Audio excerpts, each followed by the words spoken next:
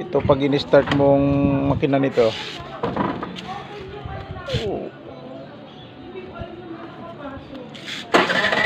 umandar hanggang redondo lang. Pero pag pinihit mong kanyang sinyador, umandar siya. Pero pag binitawan mo, mamatay. Yan. Yung problema niyan ay IC. Yung upuan. Ito. Para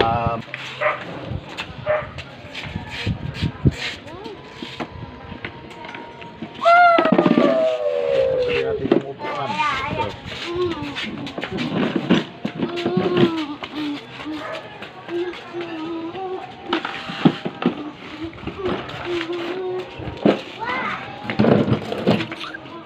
Ayan guys, ito na yung IC na sinasabi nila na kadalasan naglulukoto sa mga motor eh.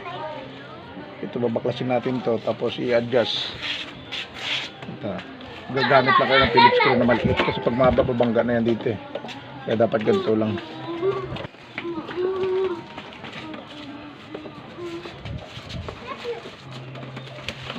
Ito pala tigas.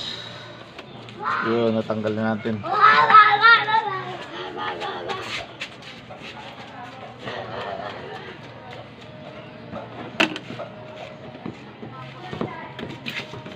So, ito guys yung kadalasang problema ng motor na Boltzmann 125. Ibalik natin yun ha. Ayan dito. Ito guys. Natin to. Fabrication na natin to.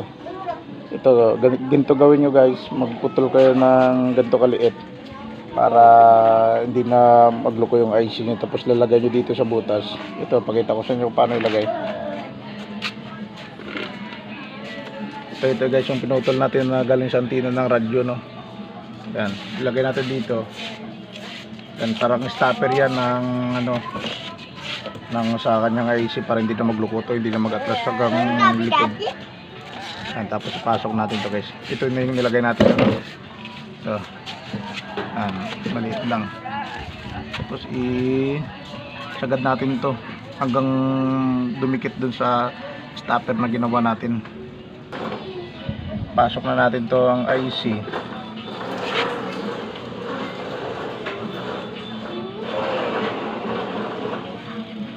Yan. Tapos lalagyan natin ng lock.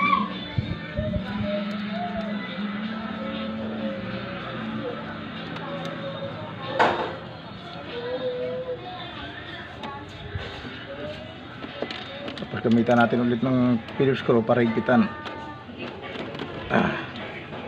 Kaya nga maigpit para hindi maluwag to at hindi mawala tong tornilyo nya.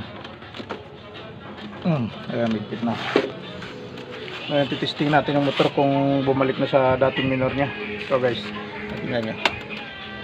Ayan, kailangan bago kayo mag-on ng inyong motor, hintayin nyo mamatay dito yung kailangan mamatay ito bago nyo i-start yung motor nyo. Ito, testing natin yung start. Okay na. Nindot na siya. Hindi na natin biritin pag start. Ano lang guys, gagawin nyo yung ginawa natin doon na wall stopper. Ito lang yun, antena stopper para hindi na magluko. So tingnan natin guys kung magluluko pa.